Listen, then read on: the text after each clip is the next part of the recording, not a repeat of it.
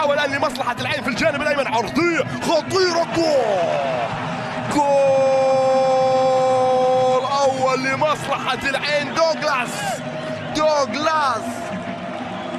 يسجل أول أهداف نادي العين، رأسية مرت بشكل سليم، يأتي دوغلاس يسجل أول أهداف نادي العين، عرضية مثالية ورأسية مثالية مرت وعدت إلى الشباك بأول الأهداف إذن لمصلحة نادي العين. شوف الكرة اللي مرت، شوف العرضية اللي عدت، شوف الكرة لما وصلت، عرضية مثالية ما بين المدافعين. هي طويلة الآن، عسبيلا يمشي كرة خطيرة، فرصة للعين، نعم، جول عيناوي. دوغلاس يزور شباك الأهلي للمرة الثانية.